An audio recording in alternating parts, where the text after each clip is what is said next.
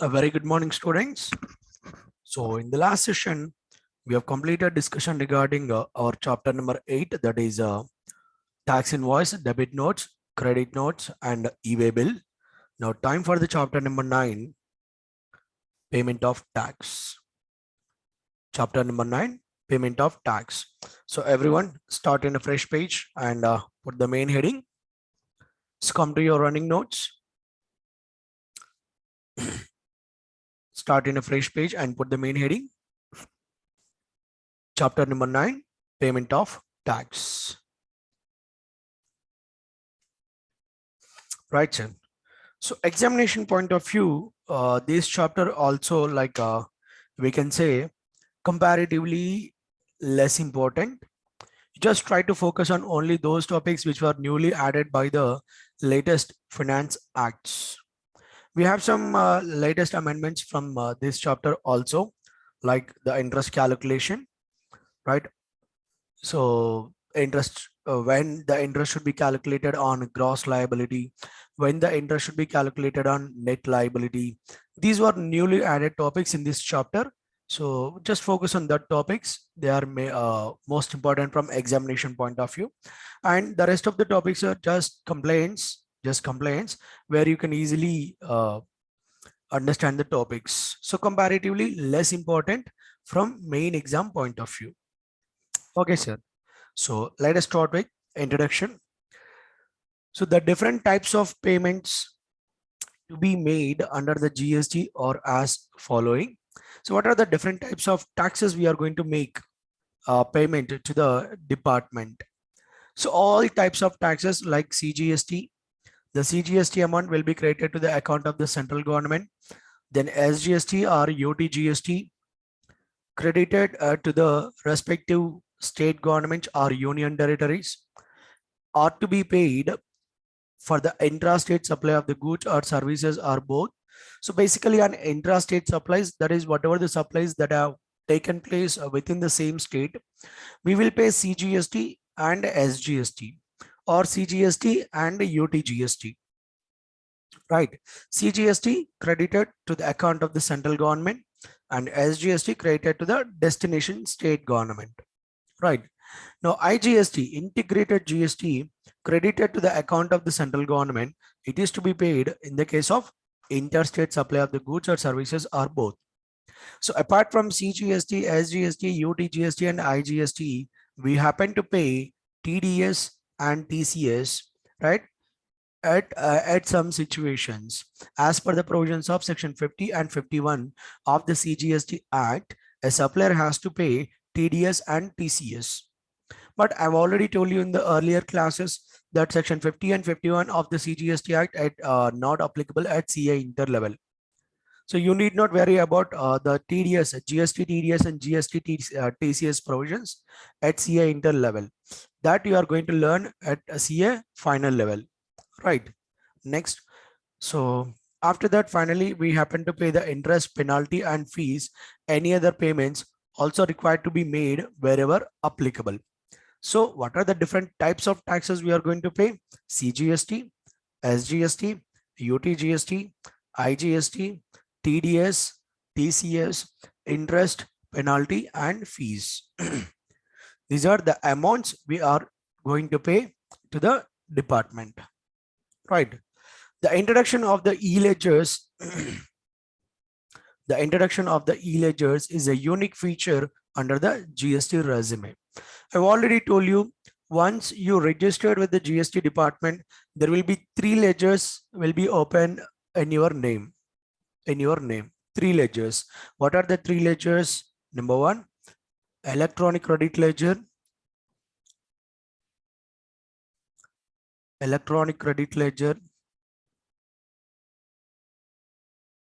Number 2, electronic cash ledger. And number 3, electronic liability register.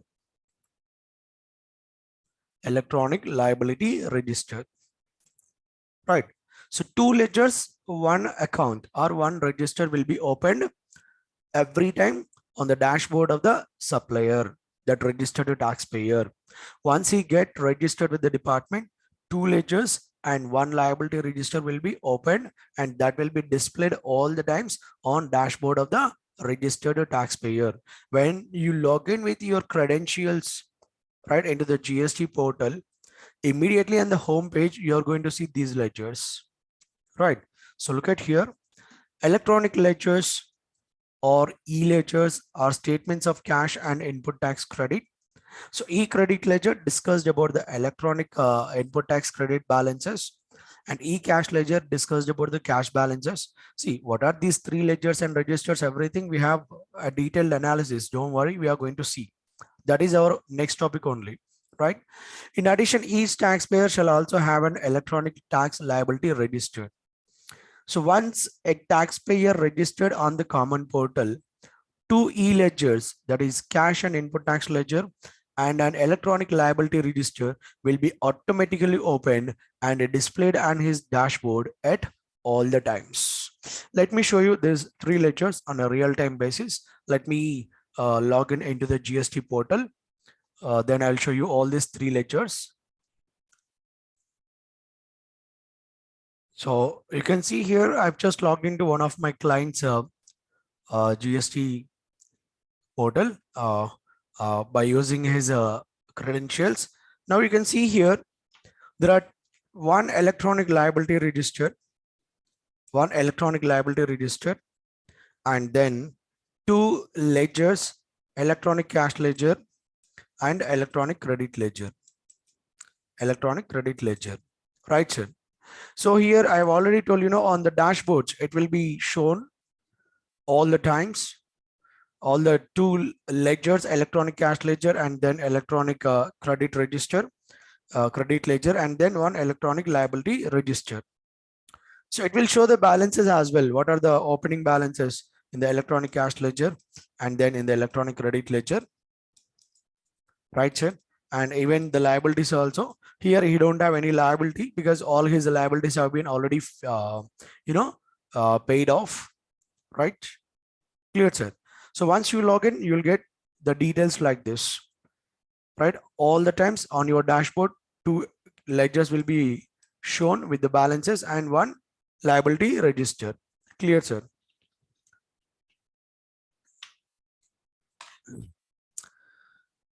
Next. So that's all about the introduction of this chapter. And then payment of tax, interest, penalty, and other amounts. So in that first topic is types of the electronic ledger. I've already told you there are three ledgers, two ledgers and one register. So first one, electronic cash ledger, second one, electronic credit ledger, and third one, electronic liability register. Now let us try to understand these all two ledgers and one register. What are they and what it contains? Clear, sir? So let us start with the electronic cash ledger. So electronic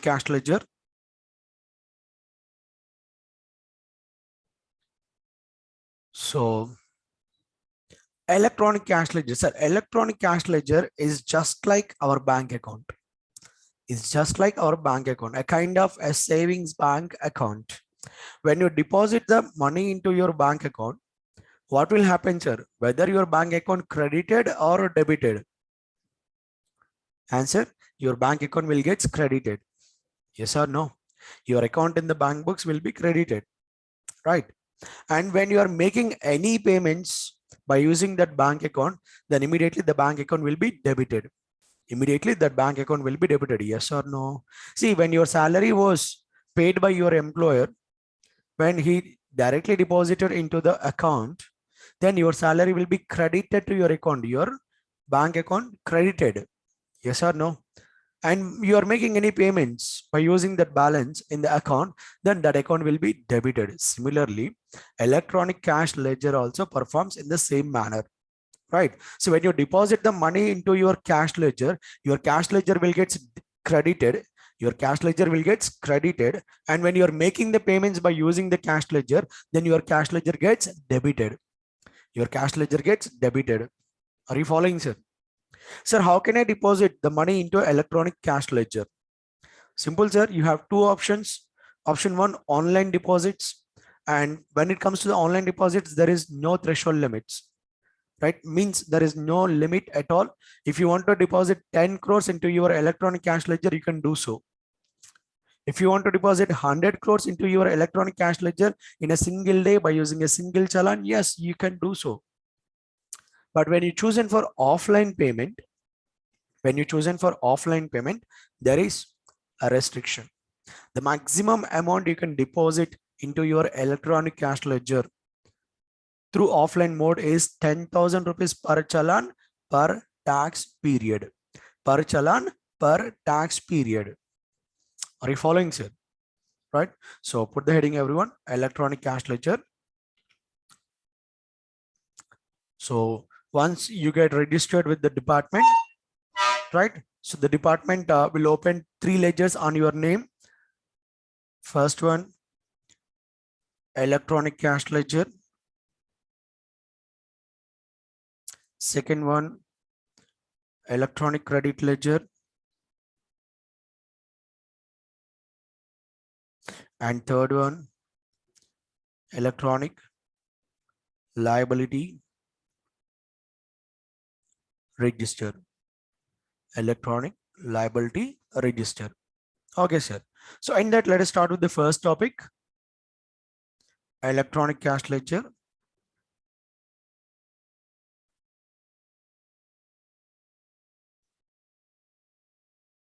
Electronic cash ledger. It is just like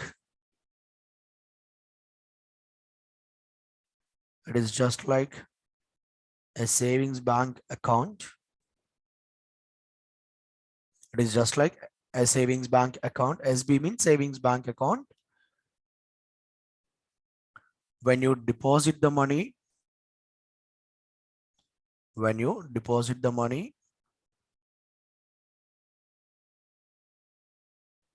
then your electronic cash ledger will get credited. Electronic cash ledger will get credited when you are making the payments. When you are making the payments, then your electronic cash ledger gets debited. Electronic cash ledger gets debited. Next, when it comes to deposit of money into electronic cash ledger, deposit of money into electronic cash ledger, we have 2 options available. Option 1,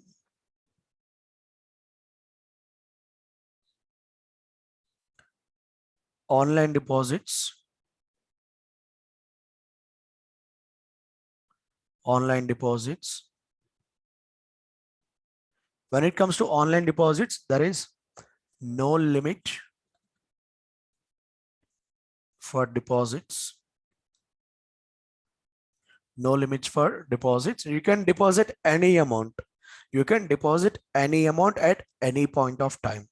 No limit at all. And option 2,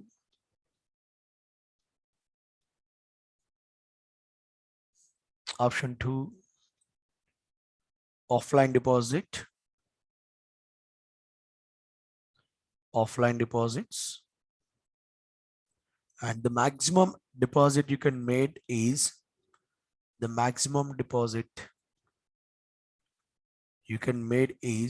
rupees 10,000 per challan per tax period. 10,000 rupees per challan per tax period. So this is all about electronic cash ledger. It is just like a savings bank account which you are maintaining in your banks. When you're depositing the money into electronic cash ledger, then your electronic cash ledger will get credited. When you're making the payments, then electronic cash ledger will get debited. And how to deposit the money into electronic cash ledger? You have 2 options available, right? You can deposit the money through online mode, when you choose in for online mode, no limits for deposits. You can deposit any amount at any time. But when you choose in for offline deposits, offline mode, right? See, even under offline mode also, you have to generate the challan electronically only. You have to generate the challan online only. But after generating the challan through online, you have to take the printout of the challan. Then you have to take that hard copy of the challan and go to the nearest bank, and you have to pay that challan over the counter, right? So even under offline deposits mode also, even under offline deposits mode also, the challan should be created online only. The challan should be generated online only. So then you have to take the challan, print out, take out the hard copy of the challan, walk out to the nearest bank and pay that challan over the counter. So the maximum deposit you can make is 10,000 rupees per challan per tax period, right, sir? So look at the theory of this. So electronic cash ledger contains a summary of all the deposits or receipts made by a taxpayer. It is maintained on the GST portal. How can one deposit in electronic cash ledger? There are various modes to deposit or pay in electronic cash ledger, which are as follows. First one, online mode. So the payment or deposit in electronic cash ledger can be made by using internet banking. Online mode means to be here internet banking, credit card or debit cards, NEFT, RTGS. These are now notified as online modes of depositing the money into your electronic cash ledger, and you can deposit without any limits, right, sir? Next, when it comes to the offline mode, the maximum limit that can be deposited by cash through over the counter is rupees 10,000 per challan per tax period. So what do you mean by the tax period here? It can be a month or it can be a quarter. If the supplier chooses to make the payments by month for every month, then the tax period should be taken as a month. Now, if the supplier so chooses for filing of the returns on a quarterly basis, then tax period should be a quarter, 3 months. Next, exceptions to rupees 10,000 limits, right? So we have some exceptions to that the ceiling limit of 10,000 in the case of offline mode, right? What are they? So in the following cases, the ceiling limit, that is the maximum limit of payment of through over the counter rupees 10,000 does not apply. So deposits made by the government departments or any other persons as may be notified by the commissioner, right? And when you're making the payment in response to the action taken by the proper officer or any other officer authorized in this behalf, deposits made as a consequences of recovering the outstanding dues from any person, whether registered or not, including the recovering made through attachment or sale of movable or immovable properties, or the deposit made as a consequence of any investigation or enforcement activity, or any ad hoc deposits collected by way of cash, check or demand draft, and the payment should be made through the GST PMT 05 challan. So these are the two situations. Even though you have adopted offline mode of deposit, even though you have adopted for offline mode of deposits, here in this case, the ceiling limit of 10,000 rupees per challan per tax period, not applicable. So that means in these two situations, even though you opted for offline mode, you can deposit any amount of cash. You can pay any amount of cash over the counter. It could be a 10 crores, it could be 100 crores, no problem. Right, sir? And the privilege is given to whom? When the deposits are made by the government departments or any other persons notified by the commissioner. So government departments, they can make the payment of payment to the electronic cash ledger any amount, even under offline mode also. And the second one is in response to any action taken by the proper officer. Suppose that your threshold limit exceeded 20 lakhs rupees. You are subject to registration.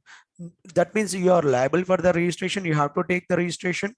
Then you have to start collecting the taxes from the customers. From the taxes, if you have any input tax credits, adjust the input tax credits, and then The remaining liability you have to pay to the department. But what actually happened here is you have not taken any registration, though you are subject to taking the registration. You have not taken any registration. You are continued to be an unregistered person, right? So you are evading the payment of taxes to department. One fine day, this adventure comes to an end, right? So proper officer came for an investigation, and in that investigation, he came to know that you have evaded 1 crore tax to the department, 1 crore amount of GST to the department. And immediately the proper officer issued a demand notice on you for the payment of that 1 crore, right? You said like, sir, I don't have, in my bank account, I don't have that much of balance, 1 crore. I can pay through cash, because he know it very well. When you're paying through the cash, the maximum amount you can pay for a tax period is only 10,000 rupees. Only 10,000 rupees. And when he chooses for the offline mode, he is going to pay that 1 lakh, 1 crore rupee in how many days? It will take 1,000 months. 1,000 months. So that means approximately 83 years. See, 10,000 per month, let it be per month. So yearly he is going to pay only 1,20,000 rupees. Like that for 80 years. 96 lakhs out on the, even after 80 years, the payment comes to only 96 lakhs. He is subject to pay 1 crore. Now in this situation, if we go by the general rule, right, when you adopt it for offline mode, the maximum payment you can make only 10,000 rupees per challan per tax period. If you apply the general provision in this case, then for the payment of the entire amount of the demand raised by the proper officer, that is 1 crore, it will take almost 83 years. And in that 83 years time period, the taxpayer might be survived or he might be died. Yes or no? Right? Nowadays, the average span of the lifetime would become hardly 60 years. 60. Who is now living for 80 years? Only our grandparents and great grandparents are used to live for 80 years, or maximum our parents' generation. They will live for 80 years. But when it comes to our generation, don't expect that much. Don't expect that much. We will kick the bucket by max 60 years. You don't even get the senior citizen recognition. You don't even get the higher basic exemption limit benefits under Income Tax Act. You will kick the bucket. I will kick the bucket even prior we reach to that 60 years age, that retirement age. Yes or no? Because it's purely depends upon the food, the water, the air we are consuming. Right? Everything now, everything got polluted. Your food, your water, your air, whatever you are intaking, that has got polluted. Yes or no? Now with that polluted food, we cannot survive for longer period, right? The maximum age which we can reach is 60 years. That's it. Clear? So that is why in these circumstances, the general provision, that restriction is not applicable. If the officer raised any demand, right, or whenever you happen to pay your outstanding dues, then here you can make any amount of tax by offline mode. The 10,000 limit of per challan per tax period not applicable. Clear? And the payment should be made through GST PMD 05 challan. That's a challan number. You have to generate that challan, and through that challan you have to make the payment. Clear? Next. Is manual challan applicable under GST resume as allowed earlier under the VAT resumes? Answer is absolutely no. Manual or physical challans are not allowed. Sir, I've already told you, even if you adopt it for offline mode of payment, first you have to generate the challan online. Then you have to take the printout of the challan, take that hard copy of the challan to the nearest bank and make the payment. Right? So even if you adopt it for online mode of deposits into your electronic cash ledger, offline mode of deposits into your electronic cash ledger, first you have to generate the challan through online only. So look at here. It is mandatory to generate the challans online on the GST portal. Next, you have an option in the GST portal. Let me take you there. Oh, it's got logged out. So, okay, let me log in once again. Just give me a 1 minute.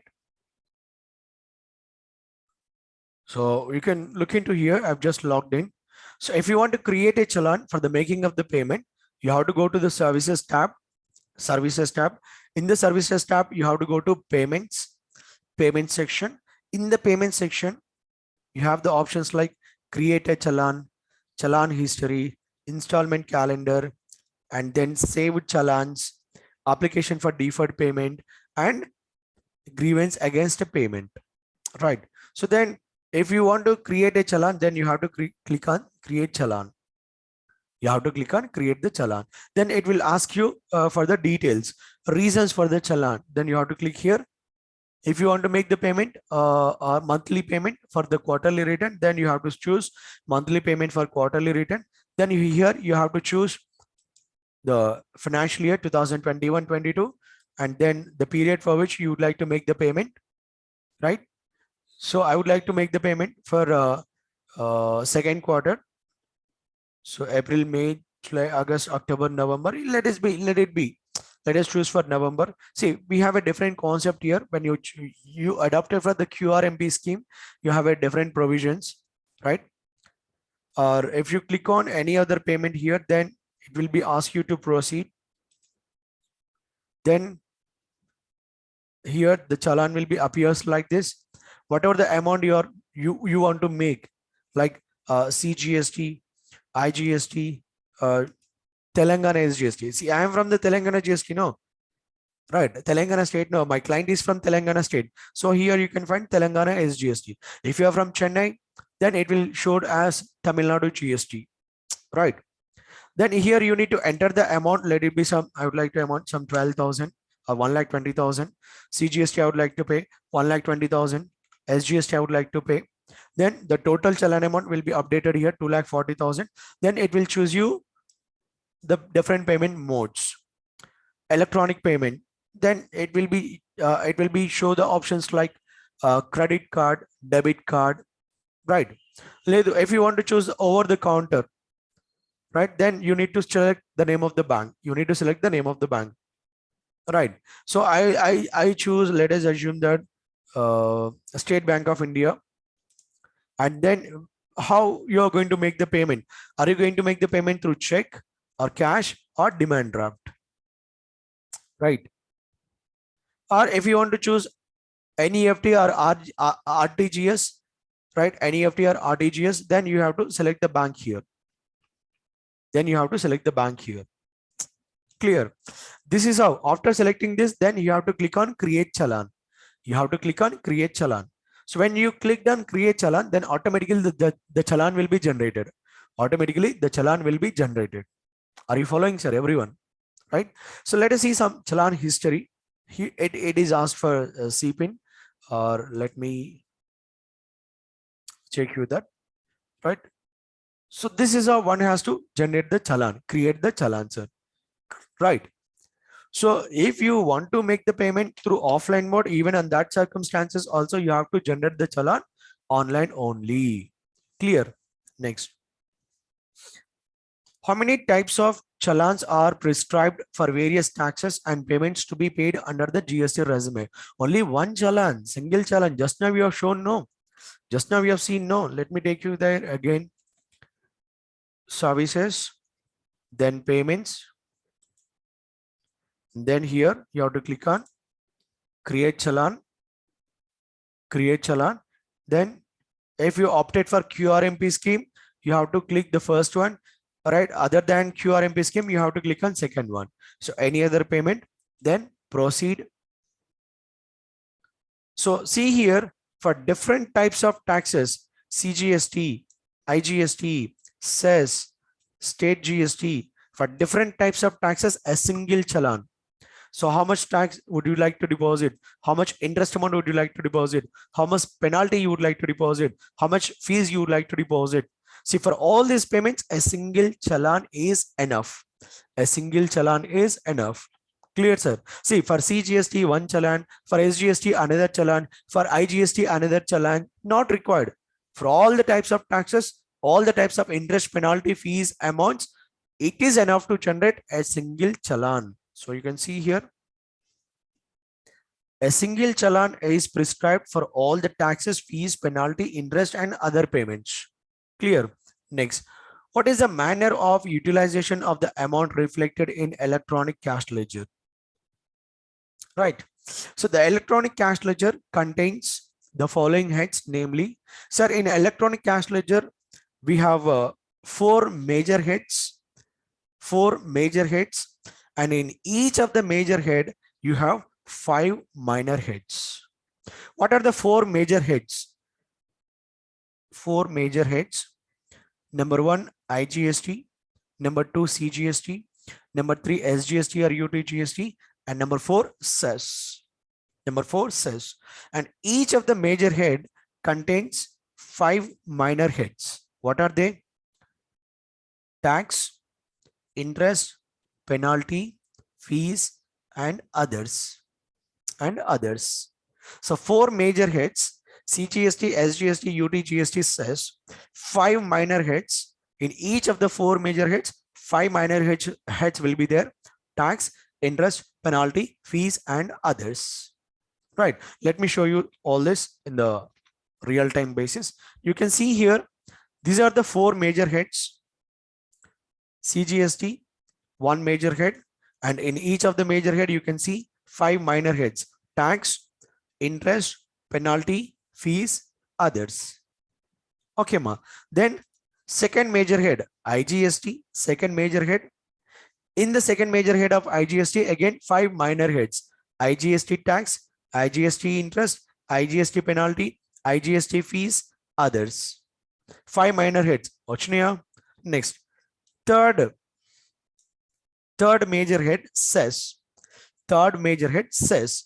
In the cess major head, again five minor heads: tax, interest, penalty, fees, others. Again, fourth major head, SGST. SGST, state government GST. Again, five minor heads: tax, interest, penalty, fees, and others. So like this, you will be having the four major heads. You will be having four major heads, and then each of the major head contains five minor heads. Clear, sir? Next, the amount deposited or reflected in the electronic cash ledger can be used for making any payment towards tax, interest, penalty, fees, and others. So that means CGST tax, you have to utilize only for the payment of CGST tax, right? So CGST penalty, right? CGST major head and penalty minor head. If you have the balance in CGST penalty, then that balance you have to utilize only for CGST penalty only, that liability only. So one-to-one mapping is necessary here. One-to-one mapping, right? See, you cannot use CGST tax balance for the payment of CGST interest liability, right? Though both are belonging to same major head, that is CGST, but still that cross utilization is not possible. CGST tax balance can be used only for the payment of CGST tax liability, right? That you are going to learn here. The date of deposit means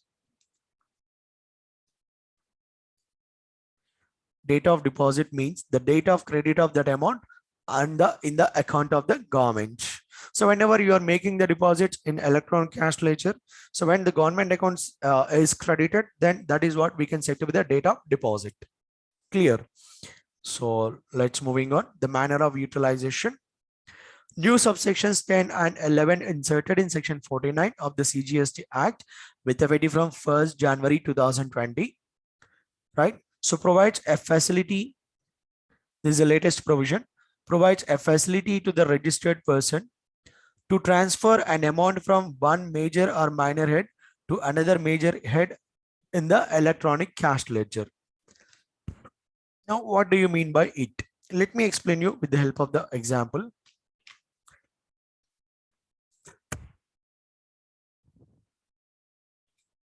So manner of utilization.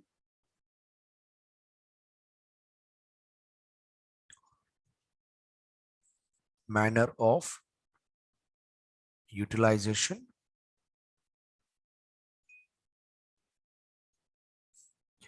The general provision is that suppose that in CGST major head,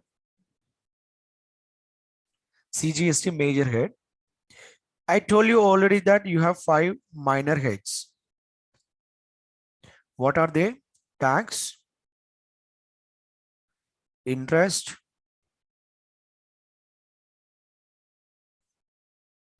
penalty, fees, others. These are the 5 minor heads. Suppose that you have a credit balance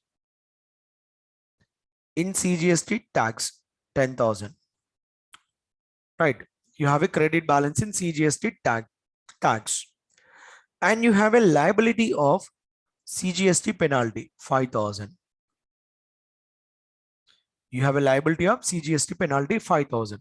Now, can I use this CGST credit balance for the payment of CGST penalty liability? Answer is no. Answer is no. So the balance of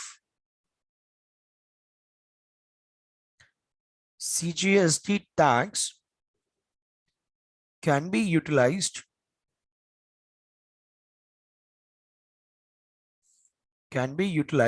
for the payment of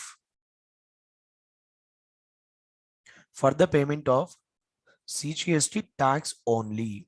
For the payment of CGST tax only. Right, sir. So in future, if you get any liability of CGST tax, say for 8,000, now this balance of 10,000 can be used for the payment of 8,000 rupees. Absolutely no problem. Absolutely no problem. So this is a general provision. Even though both are belonging to same CGST tax, CGST penalty, both are belonging to same major head, CGST, but still that cross utilization is not allowed. Even till today, that cross utilization is not allowed, but a facility is given to you. A facility is given to you. Now, what is a facility given to you is if you have a balance in one minor head, but you have a liability in another minor head of the same major head. Now, first, what you have to do is you have to transfer the balance from this minor head to that minor head. Okay, let me explain you example. So this is example number 1. Now, example number 2. Let us take again CGST major head. CGST major head. So it contains the 5 minor heads, that is tax, interest, penalty, fees, and others. Suppose that you have a credit balance of CGST tax 1 lakh, and you have to pay CGST penalty. Let us assume that 50,000 rupees. But in your CGST penalty, there is no balance. No balance. You have only the credit balance in CGST tax, right? Now, what you have to do is, first of all, you have to transfer this balance. You have to transfer this balance from tax minor head to penalty minor head. Transfer the balance. For transferring, we have a challan. Here, let me see the challan number, GST PMT 9. So transfer this balance by generating a challan called GST PMT 09. By using this challan, you can transfer balance of a one minor head to another minor head. So by using this challan, transfer the balance. How much you want? 50,000 rupees. So 50,000, it will be debited here under CGST tax. It will be debited and it will be credited under CGST penalty. Now using this balance, you can make the payment of this liability. You can make the penalty. Clear, sir? And after this transactions, so the balances stood like this. you still have a CGST tax credit balance of 50,000 and the penalty becomes nil. Penalty becomes nil, right, sir? Earlier, we don't have this option, we don't have this facility, but with effect from the 1st January 2020, new subsections were added, and through that subsections, new subsections, now it is possible. Now it is possible. So if you have excess balances in one minor head, that excess balances now you can be transferred to the minor heads wherever there is a requirement, right? In which minor head you have a requirement, you can transfer to that minor head, that excess balances. Are you following, sir? And the transfer should be happen through the GST PMT 09 challan. Clear? So look at here. So the amount available in the electronic cash ledger can be utilized for the payment of any liability for the major and minor heads. For instance, if the registered person has made a deposit of tax erroneously by virtue of human error under a particular head instead of a specific head, the same can be transferred to the respective intended head via the form number GST PMT 09. Right, sir? This form can be used either for transfer of erroneous deposits under any minor head of a major head to any other minor head of the same or other major heads, or for any of the amounts already lying unutilized under any of the minor heads in the electronic cash ledger. Clear? See, even if you made a mistake, sir, actually you're supposed to make the deposit into SGST major head, penalty minor head, but erroneously you deposited in CGST penalty. You supposed to deposit in SGST penalty, but erroneously you deposited in CGST penalty. Now what you can do is you can transfer the balance in CGST penalty to the SGST penalty by using this GST PMT 09 challan. Clear? So let me explain you that through the example number 3. So let me see the one more example. Example number 3.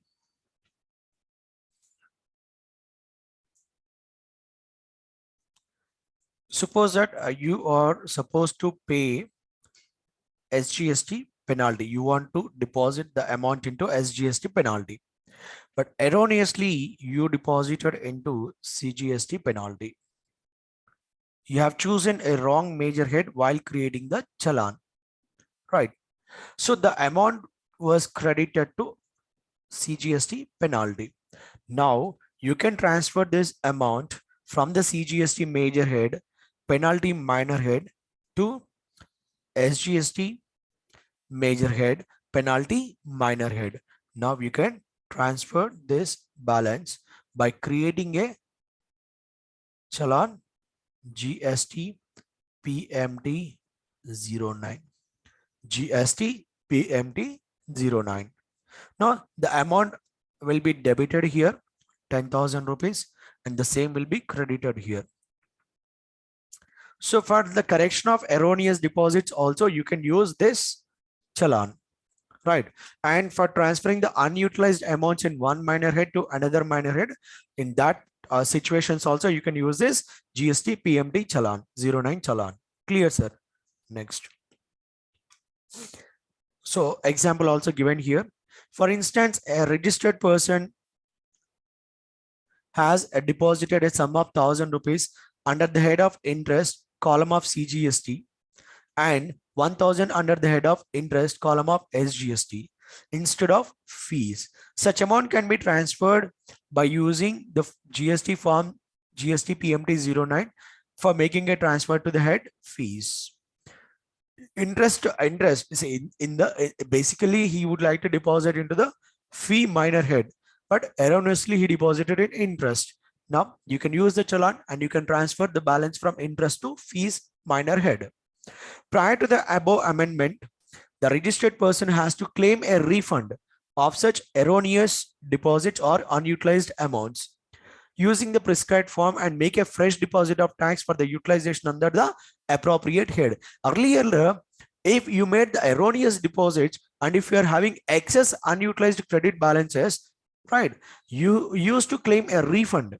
But now there is no need to claim a refund, sir. No need to wait to get that refund amounts, right? You have the option of transferring the balances to the minor heads wherever you required. Next, the new section 53A provides for transfer of amount between center and states consequentials to amendment of section 49 of the CGST Act, allowing the transfer of an amount from one head to another head in the electronic cash ledger of the registered person.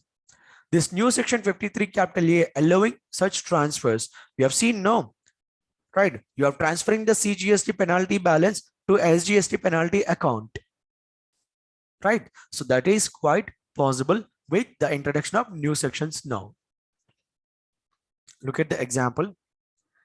Measures Dhaksha Enterprises has made a cash deposit of 10,000 under the minor head tax of the major head SGST. It has a liability of 2,000 rupees under the head interest under the major head SGST. So he's having a credit balance of SGST tax. SGST tax. You have a credit balance of 10,000 rupees. But he's having liability of SGST interest. How much? 2,000 rupees. Now this 10,000 can be used to make the payment of SGST interest. For this purpose, first what he has to do, he has to transfer the required amount. He has to transfer the required amount to the SGST interest first by using the challan GST PMT09. Clear. So state whether measures Daksha Enterprises can utilize the amount available for the payment of interest. Answer is yes. But prior to utilization, first what they have to do, they have to transfer the 2,000 rupees from SGST tax to SGST interest. How can they have to transfer? By using the challan. Clear. So look at here. The registered person allowed to transfer the amount available under any minor head of a major head to any of the minor heads of the same major heads or other major heads. In the given case, amount of 10,000 is available under the minor head tax of the major head SGST that can be utilized for the payment of liability of 2,000 under the minor head interest of the same major head. Right.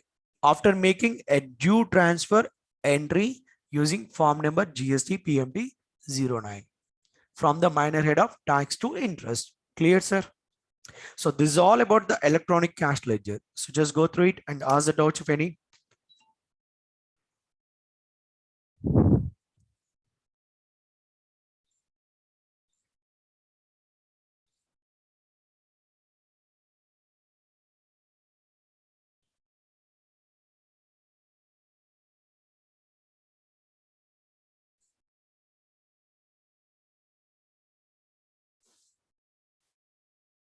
So out of the two electronic cash ledgers and electronic credit ledger, one we have completed, sir, right? Electronic cash ledger completed. Then we have electronic credit ledger, and then we will be having electronic liability register. We will see it. Just go through this electronic cash ledger.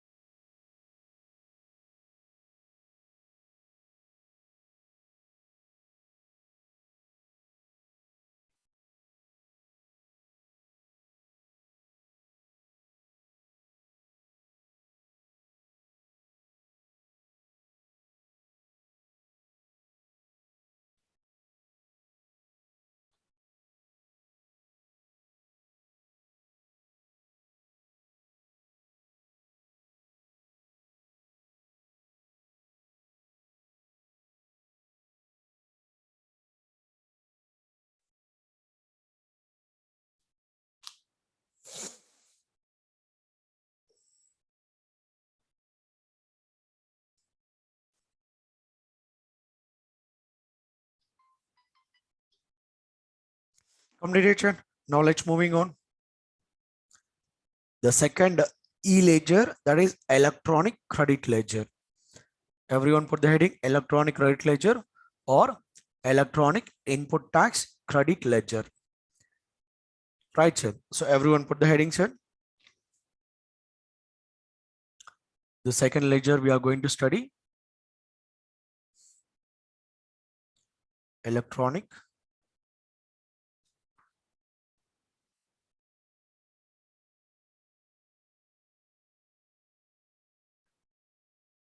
credit ledger.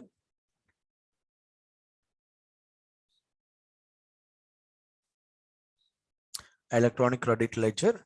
So what will be the credits of this ledger? All the input taxes which you have paid,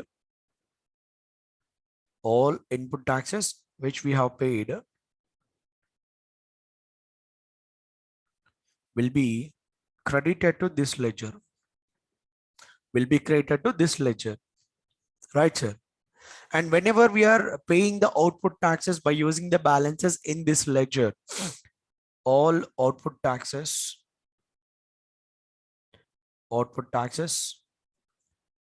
paid, that will be debited to this ledger, that will be debited to this ledger.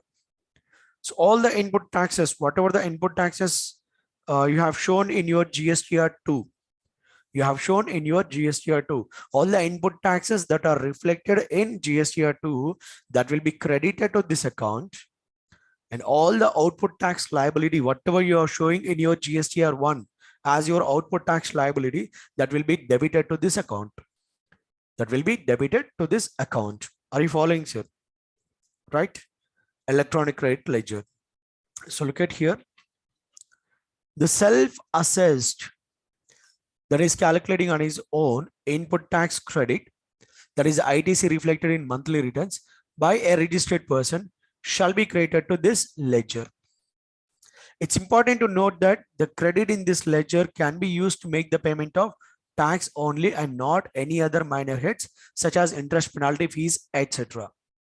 Sir, here the credits of this ledger, balances lying in electronic credit ledger,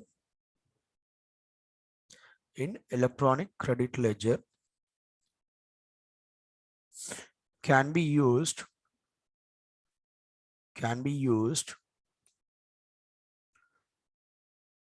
only for the payment of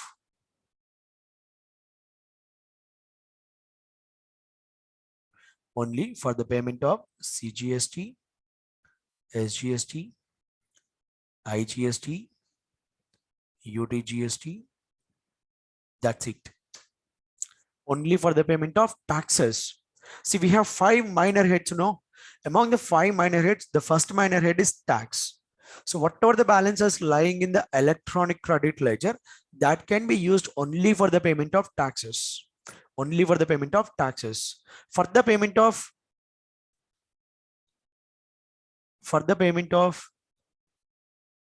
or else let me write like this, can be used, and here I can write cannot be used. Cannot be used for the payment of, cannot be used for the payment of all the remaining minor heads. What are they? Interest, penalty, fees, others. Right. So e-ledger, e-credit ledger balances, electronic credit ledger balances should be utilized only for the payment of taxes. Should be utilized only for the payment of taxes. Cannot be used for the payment of interest, penalty, fees, and others. See, this interest, penalty, fees, and others, these have to be paid only through electronic cash ledger. Only through electronic cash ledger. Are you following, sir? Right? Next. The manner of utilization of the amount available in the electronic credit ledger is similar to the input tax credit utilization, which we have already discussed in chapter number 6. See, whatever the balances you are having in your electronic credit ledger, you can be utilized in the following manner. Like, see, if you have IGST credit balance, the IGST credit balance can be utilized first for the payment of IGST. Then you can use the IGST credit balance for the payment of CGST or SGST in any manner or in any proportion. Right, sir? And if you have credit balance of CGST, first you have to use the CGST credit balance for the payment of CGST liability only. And after paying the CGST liability, if you still have CGST balance, then you can be utilized for the payment of IGST liability. You cannot utilize CGST balance for the payment of SGST. See, this diagram, this table, everything we have already discussed in the chapter number 1 and even on the chapter number 6 also. Chapter number 1 we discussed, in chapter number 6 also we have discussed. Same chart, same table, yes or no? Right. So ITC, input tax credit balance of IGST, first you have to utilize for the payment of IGST, then you have to utilize for the payment of CGST or SGST in any order, in any proportion. Next, input tax credit balance of CGST, first you have to utilize for CGST liability, then you can be utilized for the payment of IGST liability. Right, sir? But you cannot utilize ITC of CGST for the payment of SGST or UTGST. This is not allowed. Then if you have the input tax credit balance of SGST, first it should be utilized for the payment of SGST liability. Then it is to be utilized for the payment of IGST liability. Right? In the similar lines, ITC of SGST cannot be utilized for the payment of CGST. Right, sir? This we have already learned many times. Next, what happens if taxable person files the return but does not make the payment of tax? Simple answer, sir. If you file the return without payment of taxes, whatever the return filed by you, that shall be treated as invalid, null and void. That means you will be treated that you have not filed that return at all. You will be treated that you have not filed the return at all. Are you following, sir? So a return to be treated as a valid return only when the payment of tax has been made in full. Right. So look at here. The act specifies that the valid return means a return furnished and the respective self-assessed tax has been paid in full. In other words, the input tax credit shall be confirmed upon only after making the payment of self-assessed tax in full and filing of the return by the supplier and as well as recipient. Only when these two conditions are satisfied, then the ITC will be confirmed. Right. Initially, you can avail the ITC on a provisional basis only, but that will be confirmed to you only when the supplier has paid the tax in full and filed the return. At the same time, the recipient also filed the return. Clear, sir? Next, conditions for the use of amount available in the electronic credit ledger. Right, sir? See, these are the two new rules, rule number 86A and rule number 86B. These two new rules we have already discussed in chapter number 6 itself. These two new rules we have discussed in chapter number 6 itself. Let me take you to that chapter number 6.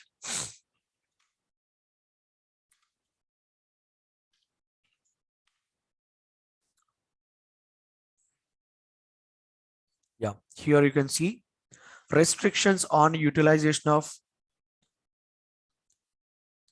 input tax credit. This is chapter number 6, ma. This is now chapter number 6. Right. We are now in the page number 160, 159. 159. Restrictions on utilization of ITC, rule number 86A. And here Restrictions on amount, utilization of the amount available in rule number 86B. Restrictions on the use of the amount available in electronic credit ledger, rule number 86B. These two new rules you can check out. 86A is there in page number 159. 86B is there in page number 160. Right? If you have already taken the printout of this material, you can just go through that. Right? I already suggested you to have the hard copy of this material. Go to page number 159 and 160, where you can find rule number 86A and 86B, which we have already completed. Clear, sir? Right? So let's come back to the our present page number. Now we are in the page number 229. 229, where again you find the same rule 86A and 86B, rule number 86B, and which you have it in page number 230. Page number 230. Okay, don't worry, ma. I'll repeat it again. Though we have already discussed in chapter number 6, I'll repeat it again. There is absolutely no problem with that. So let's check it out. 86A, right? If the proper officer wants to put some restrictions or conditions on utilization of the electronic credit ledger balances, they can do so, but that proper officer should be a commissioner or an officer not below the rank of assistant commissioner. Right? Only those people and that officers will have the power to put conditions on the use of the amount available in electronic credit ledger. Clear, sir? You can see here, in case the commissioner or any officer authorized by him in this behalf not below the rank of assistant commissioner, if they are having the reasons to believe that the ITC available in the electronic credit ledger has been fraudulently availed or is ineligible, then he may prohibit the use of input tax credit balance for discharge of any liability under section 49 or for claim of any refund of unutilized amount. So before putting the conditions or restrictions, they must be having some reasons to be believe that, right? If they believe that by creating some fake invoices, this supplier had availed input tax credit, if they have the evidence, then they can put restrictions on utilization of that input tax credit, right? Next, restrictions on use of the amount available in electronic credit ledger, right? So rule number 86B deals with the same. Rule number 86B. So here we are going to learn about, with respect to the notified classes of persons, they are not eligible to utilize the entire input tax credit balance for the payment of entire output tax liability. Only 99% of the output tax liability should be paid through the electronic credit ledger. At least 1% should be paid through the electronic cash ledger. Yes or no? Of course, this rule is applicable only for the notified classes of persons. Who are said to be the notified classes of persons here? Whose value of taxable supplies, right, other than exempted and zero rated supplies, exceeding rupees 50 lakhs in a month. Sir, we already told you this applicability of rule number 86B, we have to verify on monthly basis. In a particular month, if your value of taxable supplies exceeding 50 lakhs, for that month, 86B applicable. So in that month, 99% of output tax liability you can pay through credit ledger. 1% of output tax liability you have to pay through electronic cash ledger. Yes or no? Right? So look at here. A new rule 86B has been inserted in the CGST rules to restrict the amount available in the electronic credit ledger, which a registered person can use to discharge the output tax liability to 99% of such tax liability. In a case where the value of his taxable supplies other than exempted and zero rated supplies in a month exceeds 50 lakhs rupees. And these provisions we have already discussed in detail in the chapter number 6. Let me take you to the running notes of the chapter number 6 for this new rule number 86B.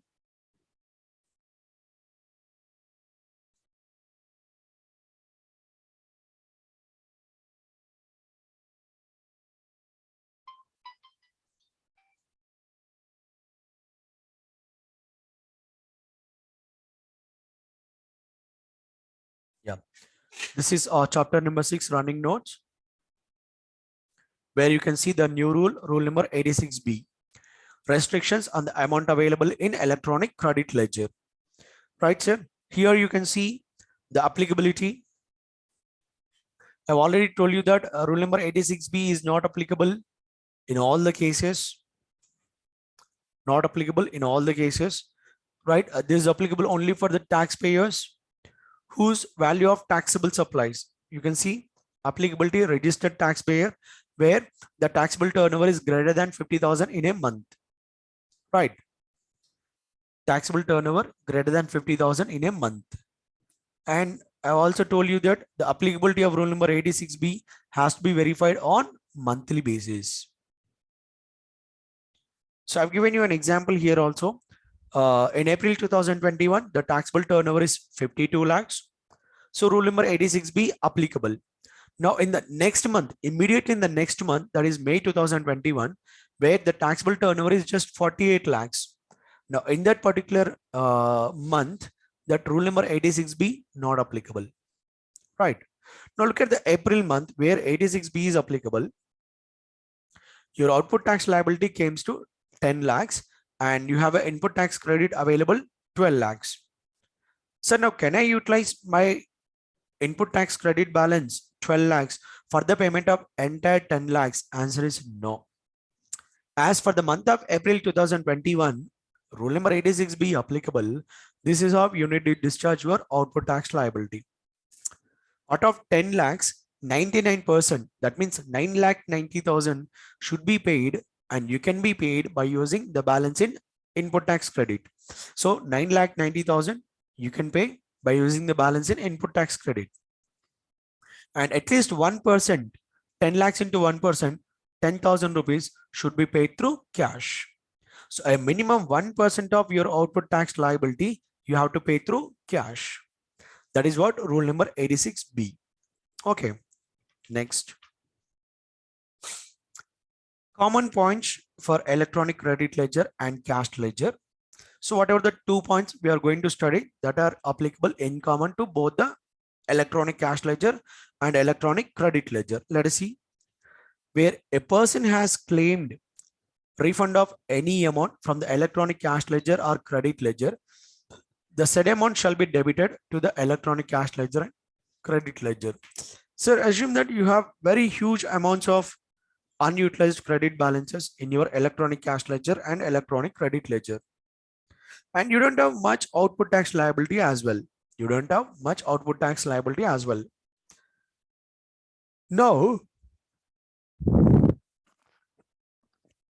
whatever the unutilized credit balances you have, you can claim a refund. Right, sir? Now, as and when you claim the refund, sir, immediately the refund amount will be debited to your that respective electronic cash ledger or electronic credit ledger. Suppose that you made a claim of 10 lakhs refund. You made a claim of 10 lakhs refund. Immediately that electronic cash ledger or credit ledger will be debited with 10 lakhs. So at a later point of time, assume that the department was approved only 8 lakhs refund and the department is giving you only 8 lakhs as a refund. But sir, I've already debited 10 lakhs now, out of which I got only 8 lakhs refund. Don't worry. How much excess you have debited already? 2 lakhs. The 2 lakhs amount now you can claim a recredit. You can take a recredit. Clear? See here. If the refund so claimed is rejected either fully or partly, the amount debited earlier to the extent of the rejection shall be credited to electronic cash ledger or credit ledger. Absolutely no worries. You claimed 10 lakhs, but out of which only 8 lakhs approved, 2 lakhs rejected. To the extent of the rejection, the 2 lakhs amount shall be credited back to your electronic credit ledger or cash ledger. Okay, ma? So that's all about electronic credit ledger.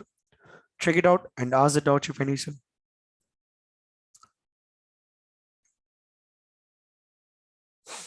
So out of the 3 ledgers, we have completed 2 ledgers so far: electronic cash ledger, electronic credit ledger, right? So we left out with one register, that is electronic liability register. I'll tell you, but before that, complete this. So completed, sir. Now let's moving on. The third one, electronic liability register. So everyone put the heading electronic liability register.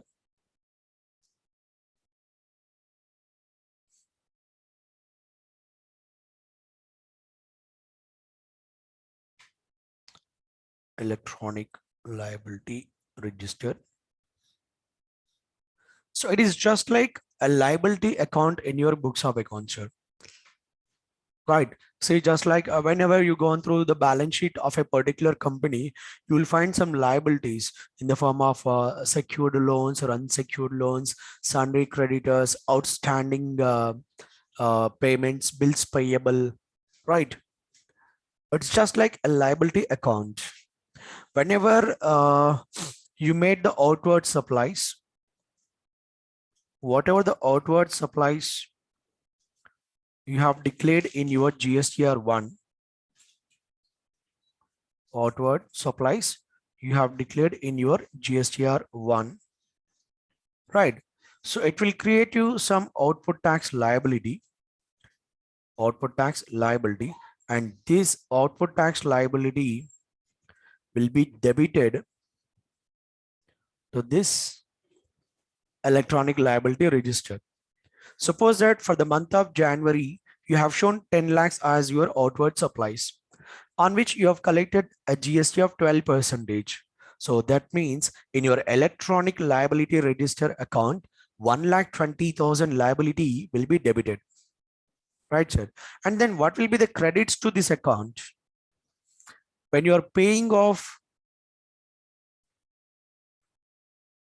liabilities, through electronic cash ledger, the balances available in electronic cash ledger or electronic credit ledger,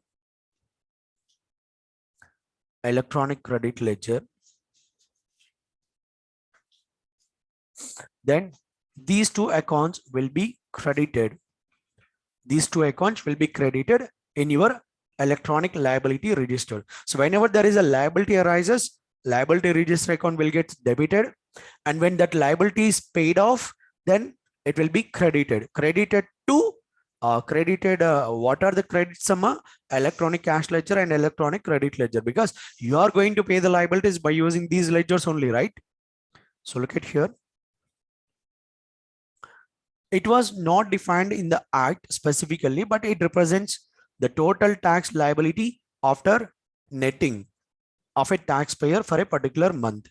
Sir, what are the debits to be made in the electronic liability register? I've told you, all your taxes, CGST tax payable, SGST payable, UTGST payable, IGST payable, cess payable, and all the interest, penalty, fees, other amounts payable will be debited to this account. So all the amounts payable towards tax, interest, late fees, penalty, etc., as per the return filed, right? These are all the amounts debited to this account. All the amounts payable towards tax, penalty, fees, and other amount determined in a proceeding by an assessing authority as ascertained by the taxable person. See, first, the liability as per the return filed by you. Second, the liability determined by a proper officer in a proceeding, search kachu, seizure kachu, investigation kachu, confiscation kachu, anything. Assessment proceedings made by the proper officer. Next, amount of tax and interest as per the result of mismatch, and any interest amount may accrue from time to time. These are all the debits will be debited to your electronic liability register. Right, sir? Next, what is the order of discharging the tax and other dues? Order of discharging the tax and other dues. So first of all, here you always have to discharge your current tax period liabilities. Sorry, your previous tax period liabilities. And then only you are allowed to discharge the current tax period liabilities. So that means, let me explain you with the help of the running notes. The order of discharging the liabilities. Order of discharging the liabilities. Order of discharging the liabilities.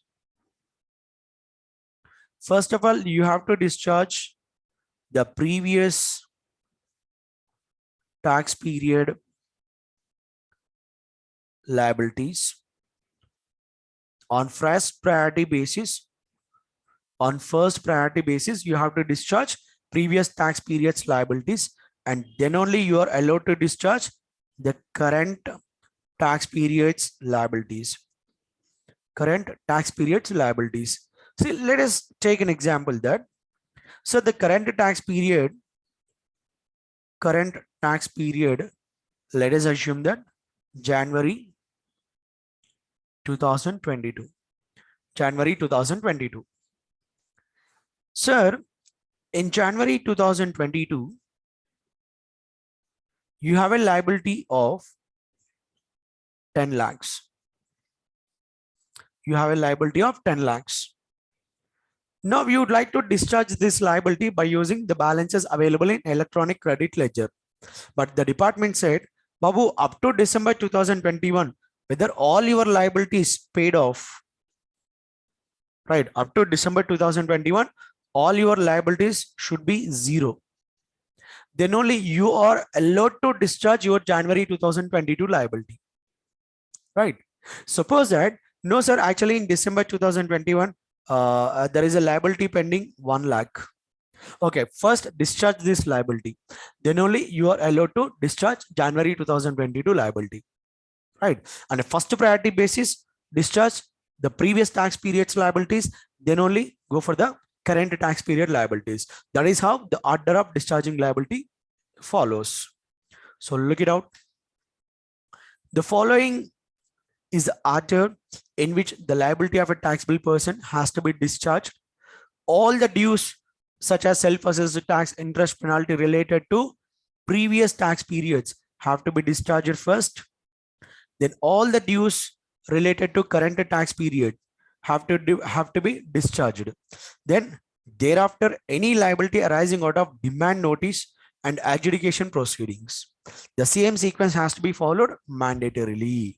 So previous tax periods first, then current tax period, and finally any demand notice raised by the proper officer has to be paid. Next, what is the treatment of making the payment of GST using the above 3 ledgers? That means what are the debits and what are the credits? That I've already told you each and every ledger separately. What are the debits and credits to cash ledger? What are the debits and credits to credit ledger, electronic credit ledger, and what are the debits and credits to electronic liability register? Clear? And this point is about the accounting treatment. Accounting treatment, how the accounting entry is to be passed. So look at here. The following treatment will be made at the respective situations. Payment of tax, interest, penalty, fees, etc. of a registered person, right? So debit to electronic credit ledger in the case of ITC, or electronic cash ledger in the case of payments, other payments, and the credit is to be made to the electronic liability register. Credit is to be made to the electronic liability register. Are you following, sir?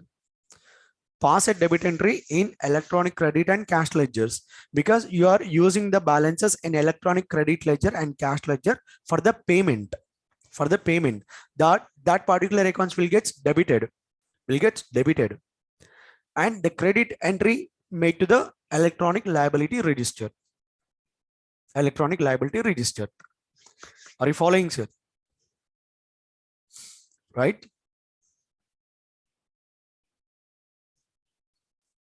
Next.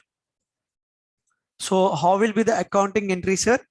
It will be electronic credit ledger, electronic cash ledger. They will get debited to electronic liability register. Right? The accounting entry will be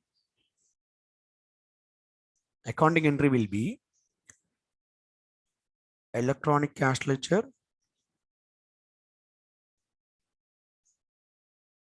debit. Just a second, sir. There is something open. Yeah. And electronic credit ledger. Electronic credit ledger. Debit to electronic liability register. Electronic liability register account. This is how the entry will be passed. Clear, sir? Right? Accounting entry. While you are paying the electronic liabilities by using the balances in electronic cash ledger and electronic credit ledger. Clear? Next. This is a new page opened. Okay.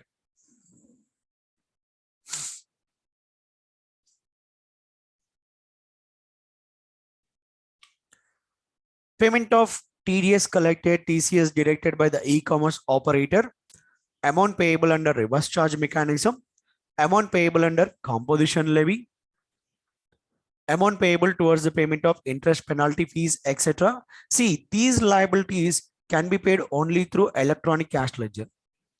Can be paid only through electronic cash ledger. So simply debit to electronic cash ledger. Sorry, ma. Debit to electronic cash ledger and credit to electronic liability register. See, if you are a composition taxpayer and discharging your liabilities, what will be the entry? Electronic cash ledger account to electronic liability register account. Electronic cash ledger account to electronic liability register account. Because as a composition taxpayer, you are not entitled to use the balances in electronic credit ledger. Yes or no? ITC not available to you, right? Not allowed to you, right? So the only option you have is using the balances in electronic cash ledger. So simple entry, electronic cash ledger to electronic liability register. Clear, sir? Next.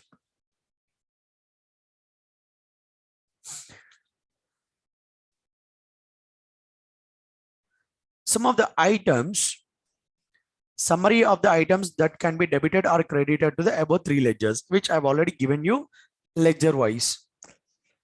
So electronic cash ledger, first look at the credits.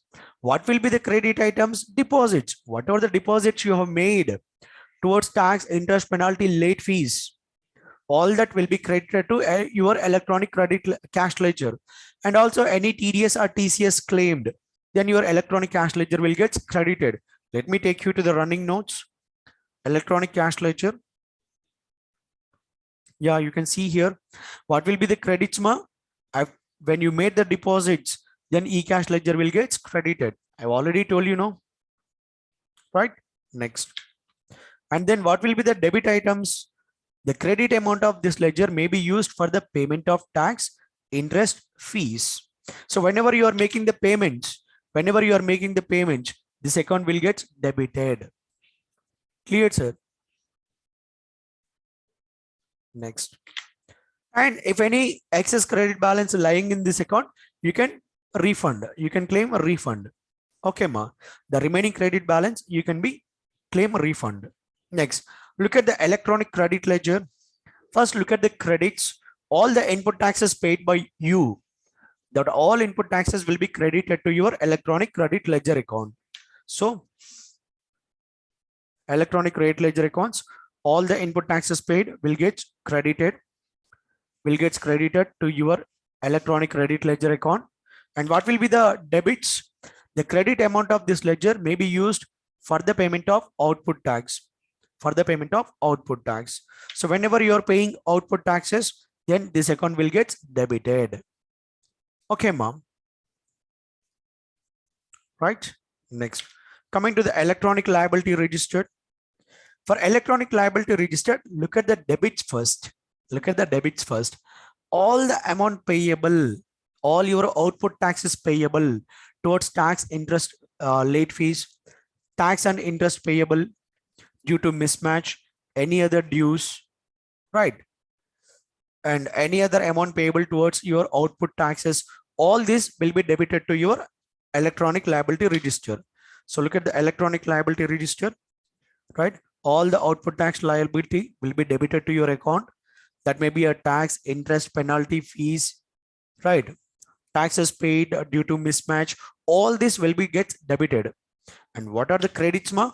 Electronic cash ledger and electronic liability register. This will be the credits, because only the balances in these ledgers you are going to use for making the payment of your output liabilities. So look at the credits. When you're paying the liabilities, your electronic cash ledger and electronic credit ledger will get credited to this account. Okay, ma'am. So these are the debits and credits to the electronic credit ledger and electronic cash ledgers. Check it out. Just go through it and ask the doubts if any.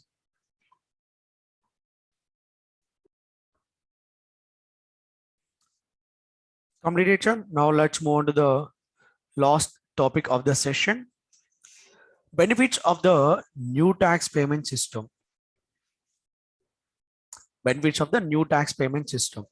So earlier, before the introduction of this GST concept and payments through electronic cash ledgers and electronic credit ledgers, before the introduction of this unique feature, there are a lot of disadvantages in the payment of taxes, lot of difficulties, I can say. Rather than disadvantages, I can say difficulties. They are like, sir, when I was in articles, that is way back to 2008 to 2011. In that period, I was in articles 2008 to 2011. Sir, we don't have this concept of online payment system. Payment of taxes through online is not mandatory for all the taxpayers. Only for companies, it has made mandatory. For all other people, manual payment of taxes allowed. See, whenever there is a possibility of manual payment of tax, the taxpayer quite obviously chosen for the same. He'll make the payment of tax by cash, right? So then the client used to came to our office premises. He used to give us the cash to our boss. Our boss will generate a challan for the same. So then the challan and cash will be handed over to us, and we will be given that work. Go to the bank and pay this tax amount, challan, right? So then we used to take the challan and amount, and we used to go to the bank, and we used to stand in the long standing queues. In 2008-9, that period, that are the periods where that ATMs, the concept of ATM evolved in that period only, sir. Right? Not been popular at that time. That is the initial days of the evolvement of ATMs. Before the ATMs, you can see the long standing queues in the banks, especially Monday mornings. You have to wait hours together to get your token, to get your chance, right? And when it comes to challan payments, tax payments, the banker feel like, what the hell, man, why you are taking these challans to us, right? Because it's a long process. It's a long process. It will take almost 5 to 10 minutes. The banker has to go to another web page. He has to fill up the entire details of the challan. Then he has to process the amount. Then a challan number will be generated. The challan number will be noted down in that counterfile copy of the challan. Then that counterfile copy will be given to us. It's a long process.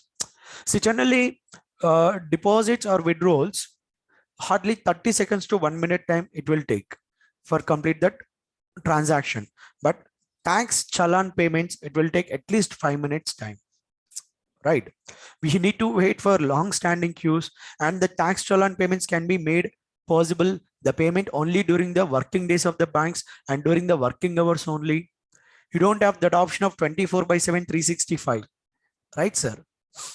Right? If you go to the bank after 5 o'clock in the evening, he won't accept the challan payments.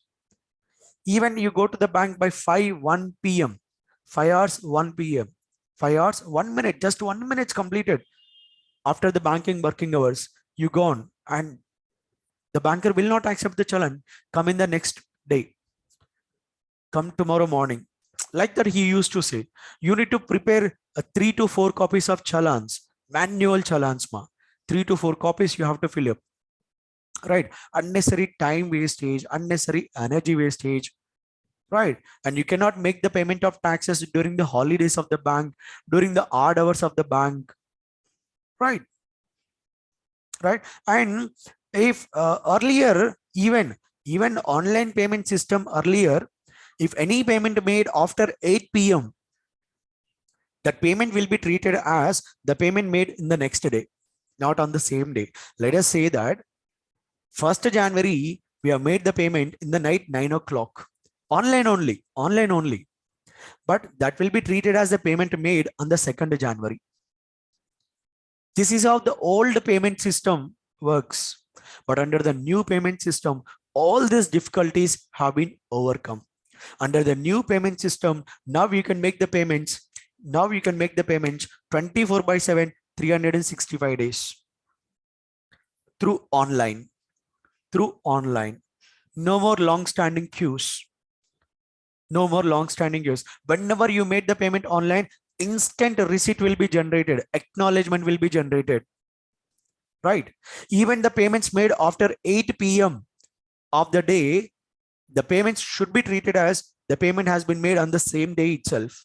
Say, let us say on 1st January, I made a payment at 10 o'clock in the night. That payment should be treated as the payment made in the 1st January itself. Earlier, 2nd January laga treat chesevallu. Now, 1st January ne payment complete అయినట్టుగా చూపిస్తారమ్మా. These are all the advantages of the new payment system. Clear, sir? So look at here. No more queues and waiting for making the payments, as the payments can be made online 24/7. Instant online receipts for the payments made online. Tax consultants can also make the payments on behalf of the clients, just like me. Now I'm doing the tax payments on behalf of my clients. See, if I generate a challan and send to my client for making the payment, the client said, sir, this challan generation payment, we don't know, sir. We know only one thing, that is doing business. That's it. Tell me what is the amount, I'll transfer to your account. Right? So tax consultants are also now entitled to make the payments on behalf of the clients. A single challan form is sufficient, replacing the 3 or 4 copies of challans. Revenue will come earlier to the government treasury as compared to the old system, because nowadays we can make the payment online 24/7, 365 days. Earlier we used to wait for a working days, working hours, right? Greater transparency can be achieved as all the payments are making through online. Online payments made after 8 p.m. will be credited to the taxpayer accounts on the same day itself. Earlier, you have to wait for next day, but now even the payments made after 8 p.m. will be treated as the payment of the same day. These are all the benefits of new tax payment system. Okay, ma? Right? So we left only one topic in this chapter, that is interest on delayed payment. Right? We have few amendments in this topic. So I will tell you in the next session, sir.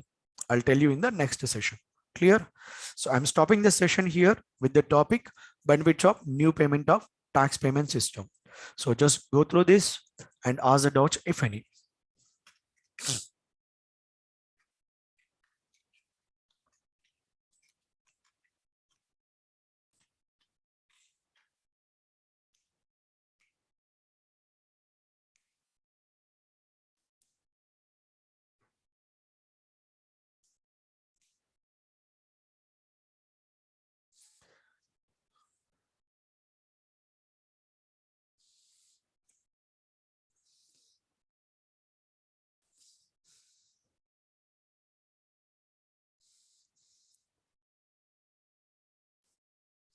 Okay, sir. Then let's wind up the session. Right? I'll meet you in the next session with the topic interest on delayed payment of taxes. Clear, sir? Right. So till then, have a good day. Stay home and stay safe.